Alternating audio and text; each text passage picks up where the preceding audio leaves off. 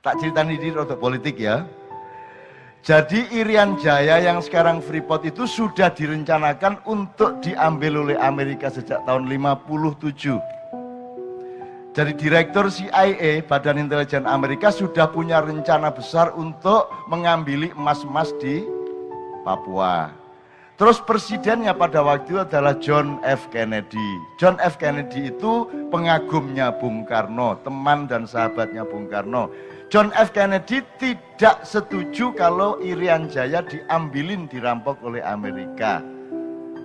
Karena sudah berjanji sama Bung Karno untuk sama-sama nyengkuyung satu sama lain. Sehingga program intelijen Amerika itu menjadi gagal, maka Kennedy dibunuh pada siang hari di Dallas. Itu ya. Begitu Kennedy dibunuh, Bung Karno kehilangan teman di Amerika, dan 4 menit setelah John F. Kennedy dibunuh, wakil presiden yaitu Lyndon B. Johnson dilantik menjadi presiden Amerika yang baru. Waktu itu pelantikannya di atas pesawat, karena di Amerika itu begitu presiden meninggal tidak boleh ada vakum politik, maka secepatnya harus dilantik presiden yang baru. Maka Lyndon B. Johnson dilantik 4 menit sesudah penembakan John F. Kennedy. Begitu Lyndon B. Johnson menjadi presiden, berubahlah semua politik luar negeri Amerika, sehingga keputusan soal Irian Jaya, soal Afrika, soal Vietnam, soal semuanya menjadi seperti yang kita ketahui bersama. Sejak itu Bung Karno tidak lagi berteman dengan Amerika, Bung Karno kemudian berteman dengan Uni Soviet.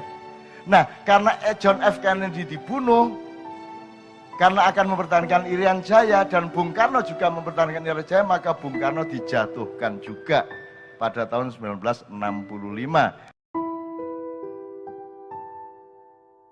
Ngerti mikul dhuwur mendem jero ta gak? Sik tau krungu rek. Napa mikul dhuwur niku? Gak ngerti, piye, Pak?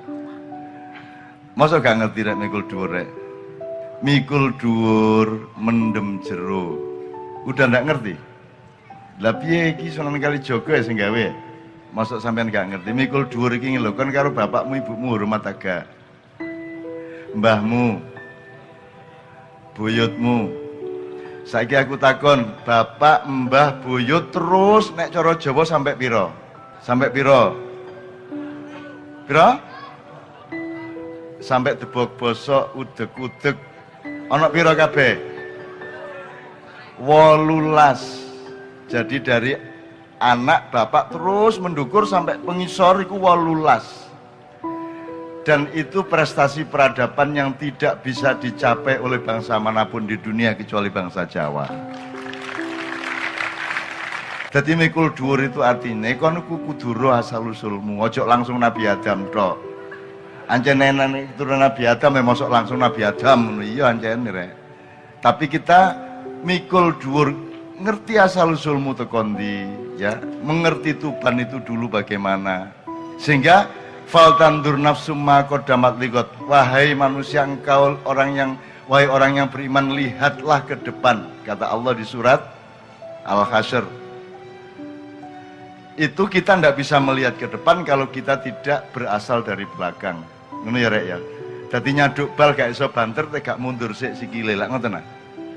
Nah, jadi kita mikul dhuwur itu artinya mengingat-ingat, menghargai, memaknai jasa-jasa dari para leluhur kita yang dekat maupun yang sangat jauh, dan kita batasi Tuban saja.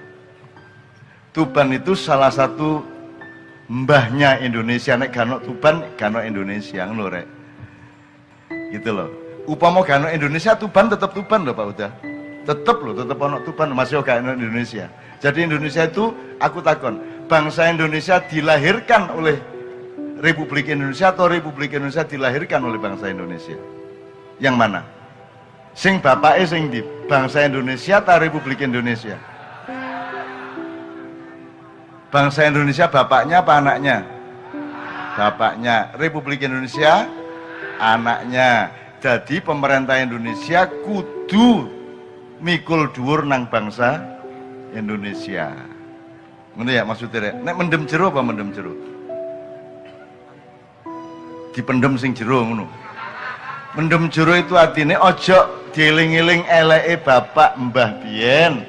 Ya, ayo didoleki api. Begitu seseorang dipanggil Allah meninggal dunia, semua yang baik-baik kita ingat. Ngoten nggih? Itu namanya mikul dhuwur mendem jero. Saiki gak ada Pak Kuswoyo. Pak Kuswoyo itu dulu pemain keroncong Hawaiian ya di Tuban sini. Oke, engko pokoknya diceritakno pelan-pelan cek sampean ro. Gara-gara ana negara iku pahlawan iku kudu perang sik iku apa? Sing berkarya gak tahu dadi pahlawan toh? Nggih ta mboten?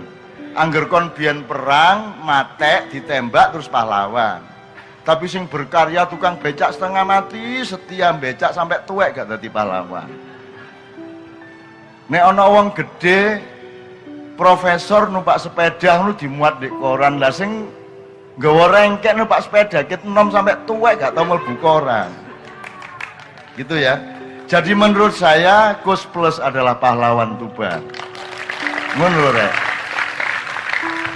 Pahlawan itu gak ngenteni mate.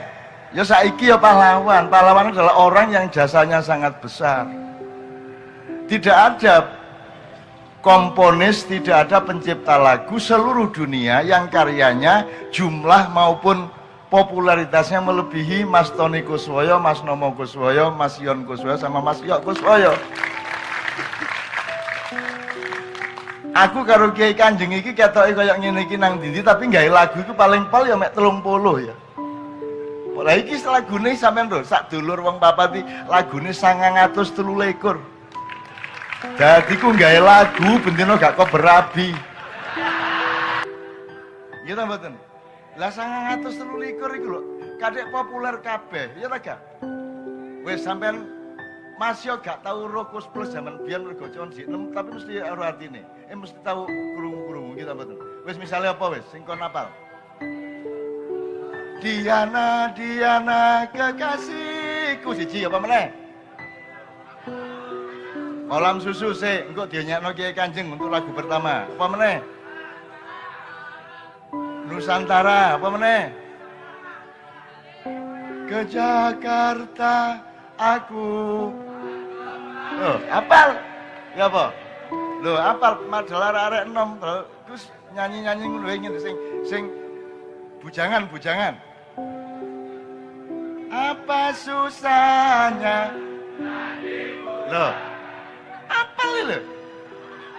Ya toh, kemana-mana. Ah, iki lho, wong sing nyanyi bujangan iku biasanya sing gak tapek duwe dhuwit. Telat rabi. Nggih ta mboten ya? Masyaallah Mas Yon, Mas Nomo delon sampean rungokno iki to. Apal kabeh ketoke gak tapek ero tapi apal.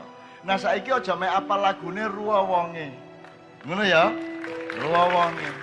Mereka luar biasa dan saya ingin cerita yang Pak Bupati juga belum mendengar. Kakak beliau sulungnya namanya Tony Kuswoyo itu, tak ceritani kon kagum karo Mas Tony, ini pengagumnya Mas Tony. Ini pengagumnya Mas Tony dan Anda tidak pernah tahu Tony Kuswoyo itu bagaimana sebenarnya. Malam hari ini kita akan buka sejumlah hal bahwa lagu Andaikan Kau Datang, roh kan deh. Jadi kita menyangka, jadi gini, kalau orang bikin lagu supaya didengerin banyak orang, itu kan ada dua macam. Yang pertama misalnya para wali rek ya. Para waliku pesene iku iso awet berabad-abad dititipno arek-arek. Dititipno arek cilik misalnya gundul pacul. Ketoke lagu anak-anak padahal pesannya adalah kepemimpinan politik. Ngono to? Apa meneh liyane jajal nek Jawa ya sadurunge kita ke Andaikan Kau Datang. Apalagi ilir-ilir. Rumangsane lagune arek cilik padahal dia yang luar biasa. Apalagi jublak-jublak suweng. Jadi lagu Andaikan Kau Datang ini adalah ketakutan Mas Tony Kuswoyo. Iki uripku gurung karuan apik rek, meneh-meneh nek aku ninggal jasadku terus aku iki ya apa? Jawabku ya apa? Makanya kalimatnya adalah andaikan kau datang kemari, jawaban apa yang kan ku beri. Kon saiki ngono timbane meneh-meneh gak iso jawab, meneh-meneh keliru kabeh gak karu-karuan. Ngono ya? Loh, Mas Tony saja punya kesadaran seperti itu, cuman nek diomongkan secara filsafat dalam dan kalimat-kalimat yang sukar, nanti semua akan tidak mau mendengarkan. Jadi justru dibikin gampang-gampang kayak ngono. Mas Yok nanti tolong ditambah, tapi tak ceritani sampean. Sampean pernah tahu Bagus bersaudara dibui karo Bung Karno? Tahu dibui pirang-pirang wulan? Telung wulan. Dilok-lokno kalau Bung Karno jarene lagune ngak-ngik-ngok, gitu mboten? Dianggap niru barat, kon tak kandhani saiki gelem. Tak kandhani. Nyuwun sewu nggih Mas Yok, Mas Nomo. Itu acting. Itu tidak beneran. Mereka mau masuk penjara itu supaya seluruh dunia, terutama Malaysia, menyangka Kus bersaudara itu sudah dipersona non gratakan oleh Republik Indonesia. Jadi ketika itu Kalimantan Utara itu jadi perebutan antara Indonesia dengan Malaysia. Sama dengan pada tahun 60-an sebelumnya, Irian Jaya itu diperebutkan dan dipertahankan oleh Belanda supaya tidak masuk Indonesia. Nah, waktu Kus bersaudara itu, Kalimantan Utara itu berebut antara Bung Karno sama PM Malaysia sinten waktu itu ya. Perdana Menteri Malaysia siapa Pak? Udah waktu itu ya. Tengku Abdul Rahman.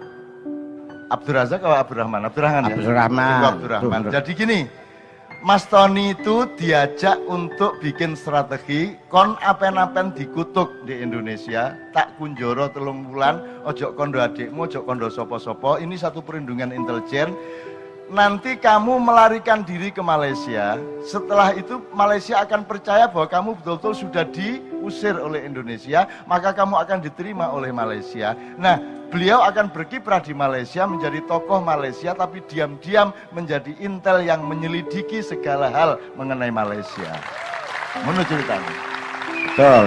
Gitu ya. Jadi rencananya Tony dan adik-adiknya itu akan menjadi patriot prajurit rahasia Indonesia di Malaysia, ngono rek ceritane. Cuman masalahnya sebelum itu terjadi, sebelum beliau lari ke Malaysia, Bung Karno dijatuhkan. Tak ceritani di rotok politik ya. Jadi Irian Jaya yang sekarang Freeport itu sudah direncanakan untuk diambil oleh Amerika sejak tahun 57. Jadi Direktur CIA, Badan Intelijen Amerika sudah punya rencana besar untuk mengambil emas-emas di Papua. Terus presidennya pada waktu itu adalah John F. Kennedy. John F. Kennedy itu pengagumnya Bung Karno, teman dan sahabatnya Bung Karno. John F. Kennedy tidak setuju kalau Irian Jaya diambilin, dirampok oleh Amerika. Karena sudah berjanji sama Bung Karno untuk sama-sama nyengkuyung satu sama lain. Sehingga program intelijen Amerika itu menjadi gagal, maka Kennedy dibunuh pada siang hari di Dallas. Gitu ya. Begitu Kennedy dibunuh, Bung Karno kehilangan teman di Amerika, dan 4 menit setelah John F. Kennedy dibunuh, wakil presiden yaitu Lyndon B. Johnson dilantik menjadi presiden Amerika yang baru. Waktu itu pelantikannya di atas pesawat, karena di Amerika itu begitu presiden meninggal tidak boleh ada vakum politik, maka secepatnya harus dilantik presiden yang baru. Maka Lyndon B. Johnson dilantik 4 menit sesudah penembakan John F. Kennedy. Begitu Lyndon B. Johnson menjadi presiden, berubahlah semua politik luar negeri Amerika, sehingga keputusan soal Irian Jaya, soal Afrika, soal Vietnam, soal semuanya menjadi seperti yang kita ketahui bersama. Sejak itu Bung Karno tidak lagi berteman dengan Amerika, Bung Karno kemudian berteman dengan Uni Soviet. Nah, karena John F. Kennedy dibunuh, karena akan mempertahankan Irian Jaya, dan Bung Karno juga mempertahankan Irian Jaya, maka Bung Karno dijatuhkan juga pada tahun 1965. Nah, Tony Kuswoyo dan adik-adiknya yang sebenarnya sudah akan berangkat ke Malaysia menjadi gagal karena Bung Karno jatuh. Ngene-ngene iki lek gak sing ngerus rek. Nah, aku takon nek kon wis dadi penyanyi terkenal kayak Tony Kuswoyo, kayak Kus Plus, Kus Bersaudara, gelem kon dadi patriot, dadi prajurit di luar negeri. Arek saiki gelem tangune. Tapi Tony Kuswoyo dan adik-adiknya siap menjadi patriot Republik Indonesia. Mengorbankan karirnya, gelem dibui, gelem dielek-elek di koran kayak Bung Karno iku benci betul sama mereka. Padahal tidak.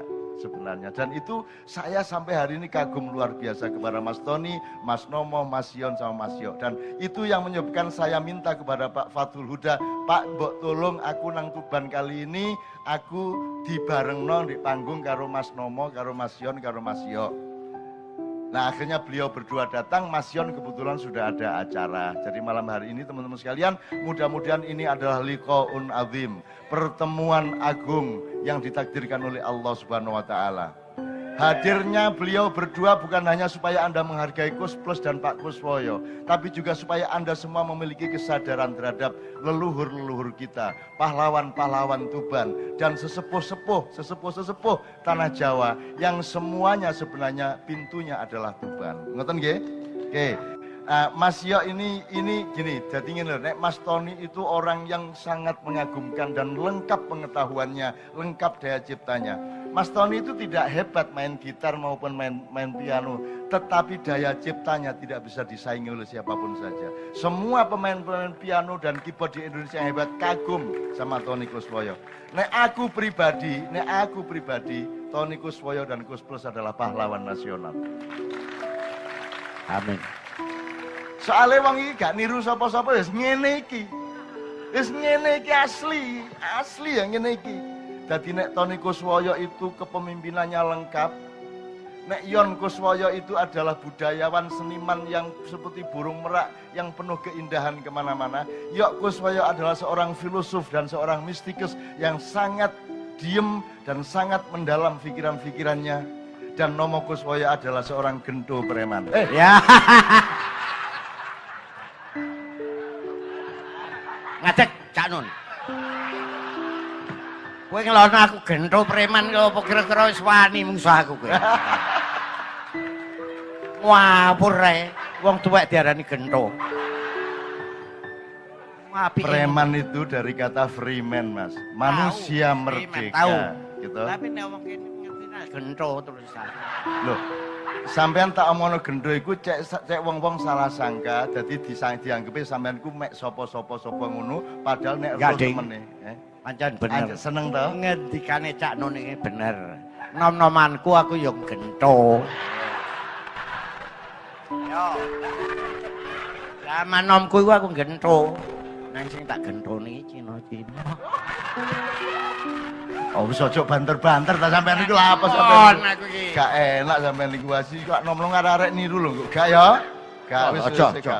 Ora perlu gento. Teman-teman sekalian, mereka ayo balapan ngomong, ayo. Ayo balapan ngomong. Oke, masih Nomo iki pokoke aku seneng mergo padha karo aku. Pokoke ngomong benawan kaya ngono nek meso ya bawanter. Telepon aku ngono bawanter gak karo meso-meso. Nanti kowe tak dolek ya ora ono. Waduh mate aku. Wis. Uang iku kudu orisinal ya ngono iku oleh gawe Gusti Allah ya ngene iki. Gak diroba-roba, gak dimodel-model. Lah ya apa? Sing gawe ya bapak ibuku. Oh iya. Warang ae. Bapak sampean enak tok dilu. Terus ya sampean sing gawe. Wis aja diteruske. Ya aja diterusne. Mas Nomo cek istirahat sik ya toh. Cek udut-udut sik ya.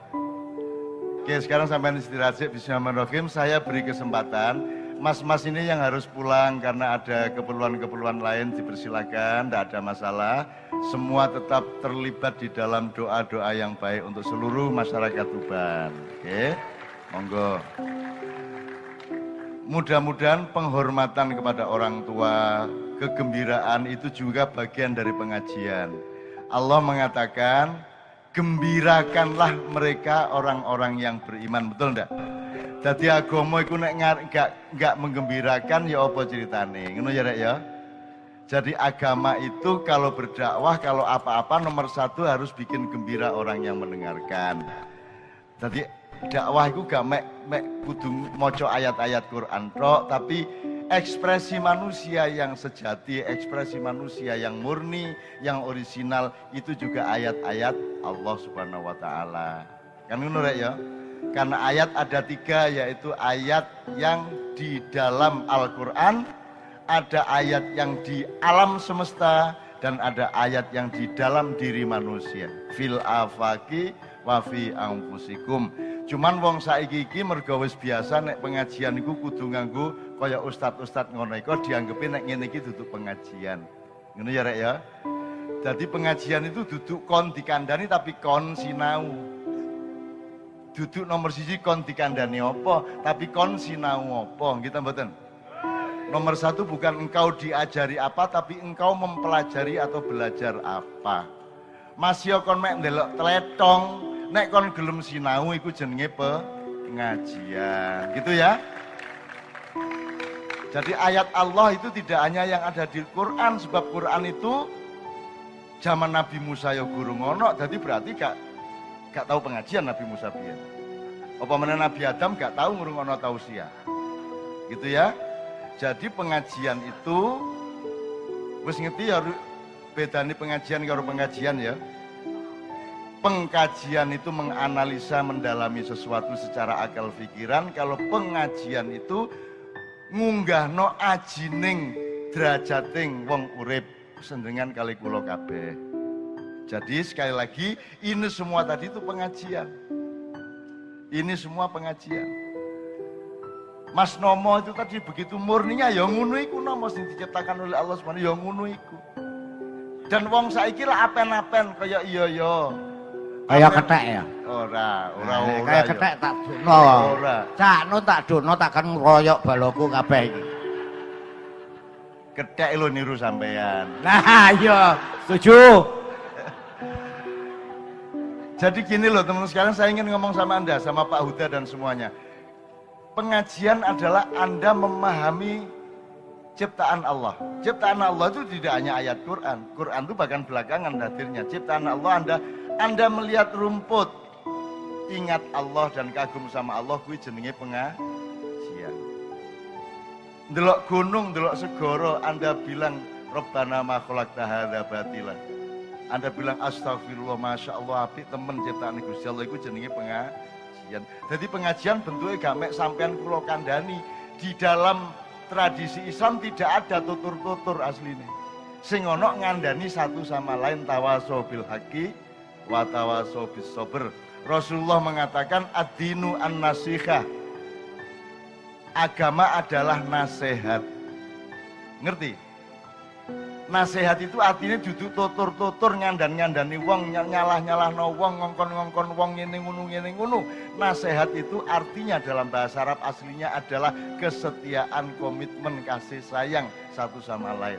An-nasihah artinya adalah loyalitas, bukan nasihat seperti dalam bahasa Indonesia. Jadi terjemahan dalam bahasa Indonesia itu keliru. Maka kemudian kabeh wong kepingin tutur-tutur, arek cilik-cilik wis diwuruki nuturi wong. Nggih ta mboten? Sampai ono lomba dakwah anak kecil, arek cilik kok berdakwah. Arek kecil arek cilik dadi awake dhewe secara sejati, itulah pengajian, tapi bukan tutur-tutur. Mulane aku gak tahu tutur-tutur nang sampean. Aku gak tahu pengajian, aku gak tahu berdakwah. Nek kancane aku berdakwah, kabeh berdakwah. Ayam juga berdakwah. Matahari terbit adalah dakwah. Ayam berkokok adalah dakwah. Semuanya adalah dakwah. Tidak ada profesi mubalik itu tidak ada. Mek saiki kitok mergo TV sing gawe iki. Dai barangku gak ono. Sekali iki dadi profesi. Kabeh bercita-cita dadi nyambut gawe gak iso ngliwet, gak iso nandur, gak iso, isone nuturi wong. Nggih ta mboten? Jadi yang namanya amalan solihan itu ya nyambut gawe sing bener, bah becak, bah ngojek, bah tani, bah opo ae, angger sampean bekerja dengan jujur dan baik dan keras, itu namanya amal soleh. Amal soleh gak mek ngekeki anak yatim duit karo nyumbang masjid duit, gak mek ikut tok. Tani amal soleh, macul amal soleh, becak amal soleh, ngono ya.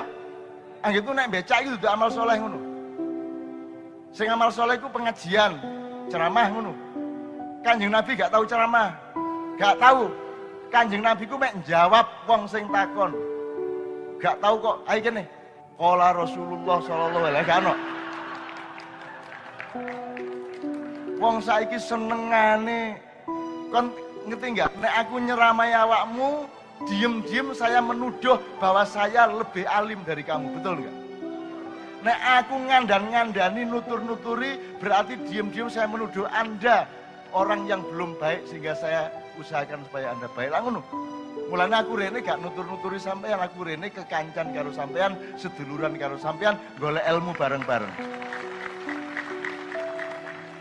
Terakhir, makanya ketika Mas Nomo lari-lari, Mas Yok malu-malu menyanyi, menurut saya itu pengajian yang luar biasa.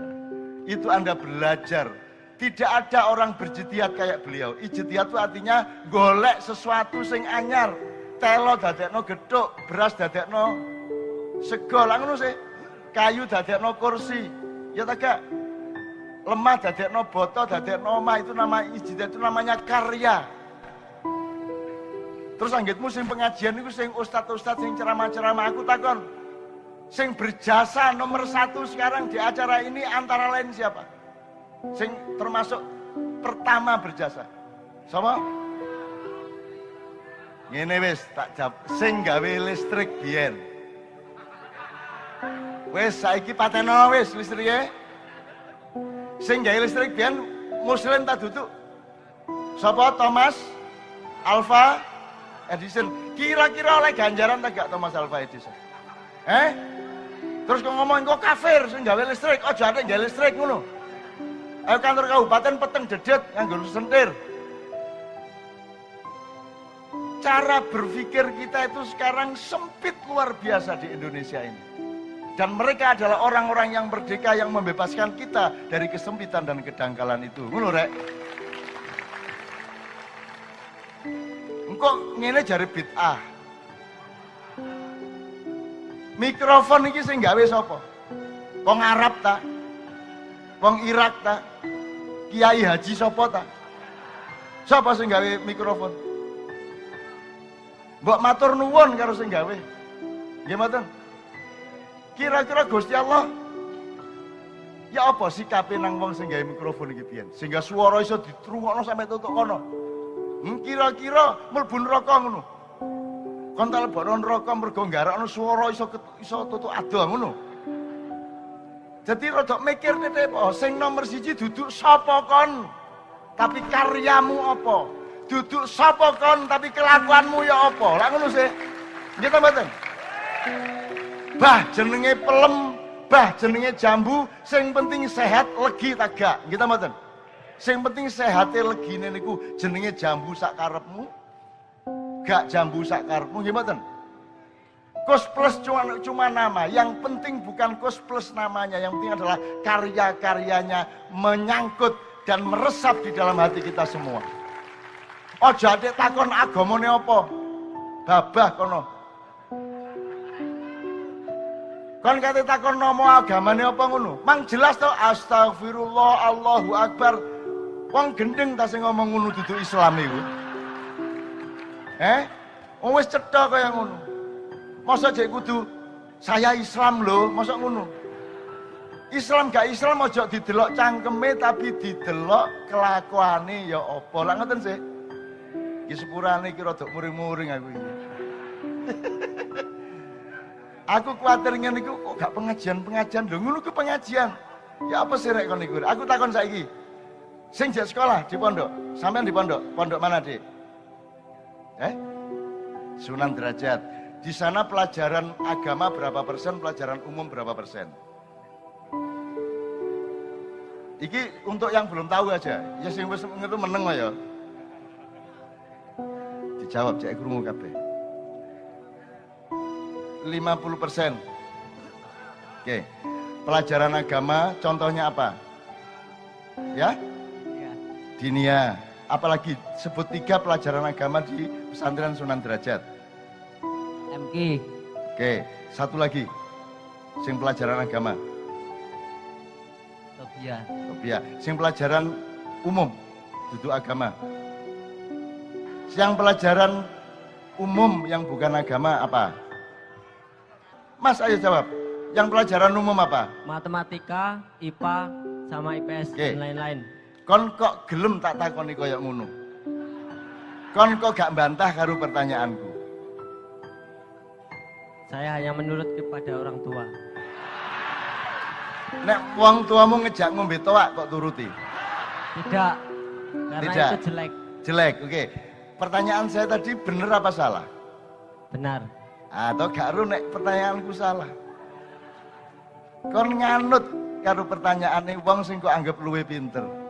Kon kok iso gelem kondo nang aku nek matematika, IPA karo apa sih sini? Yes. Iku pelajaran non agama ngono, pelajaran umum ngono. Umum. Ugi umum, dudu agama. Ayo Mas. Matematika wis, matematika dok. Matematika itu pelajaran agama atau pelajaran bukan agama? Sama. Ojo melok jawab kan gak takoni. Ya takon arek derajat. Matematika pelajaran umum apa agama? Umum. Umum. Ngene ya tak kandhani dua hal satu. Cak Nun pertanyaan sampean salah. Kudune ngono. Gak ono pelajaran umum terus pelajaran agama, gak ono, kabeh pelajaran itu agama. Jadi hisab itu adalah pelajaran agama nomor 1. Yang paling suci itu matematika. Ngerti gak? Tak kayak 2 alasan. Nek pelajaran ilmu sosial, pelajaran fikih iso dinyang. Gak iso sembahyang ngadeg longgo, iso dinyang. Tapi nek matematika itu suci murni gak iso dinyang. 5/6 30 disogok piro ae tetep 30, masih wedi karo polisi tetep 30, masih kate dikai serangan fajar pilkada tetep 30. Matematika masih depan musuh bome Israel tetep 30. Matematika adalah ilmu yang paling suci. Jelas ya? Gak iso dinyang, gak nuruti pendapatnya sapa ae. 5/6 pokoknya 30 titik dunia akhirat gak iso berubah. Maka dia suci dan tidak bisa dipengaruhi oleh politik, oleh pendapat, oleh apapun saja. Dan nomor loro, kon urusanmu urip iku meneh-meneh apa? Matematika bahasa Arab apa? Hisab. Kon meneh-meneh urusanmu. Karo malaikat iku apa urusanmu? Karo Allah urusanmu apa meneh-meneh? Hisab, betul enggak? Jadi urusan utama manusia hidup itu adalah siap-siap menghadapi matematikanya Allah. Bener enggak? Jadi matematika pelajaran agama apa umum? Agama. Lumayan. Meneh nek gurumu ngene gak usah kok bantah wis babah wis, ngono ya. Sing penting kon roh ngono ya. Oke. Jadi teorinya gini, pelajaran itu disebut umum kalau yang mempelajari tidak mengerti hubungannya kepada Allah. Misalnya ndelok wit-witan gak eling Gusti Allah berarti dia umum. Non agama, tapi apa saja yang engkau pelajari kalau itu membuatmu ingat kepada Allah berarti dia adalah agama. Betul enggak? Sekarang sebut satu hal, aku takon awakmu awas gak iso jawabkan ya. Sebut satu hal, satu benda atau apapun saja yang tidak terkait dengan Allah. Sebut satu hal dalam hidup kita yang tidak ada hubungannya sama Allah. Siji ya. Tidak ada, Pak. Tidak ada. Berarti semua apa saja itu terkait sama Allah. Berarti semua apa saja adalah urusan agama. Termasuk kabupaten, pemerintah, Republik Indonesia, semua terkait dengan Allah, semua adalah urusan agama. Maka Pancasila nomor 1 adalah jelas ngono lho. Kok ngomong pelajaran umum? Ngono ya.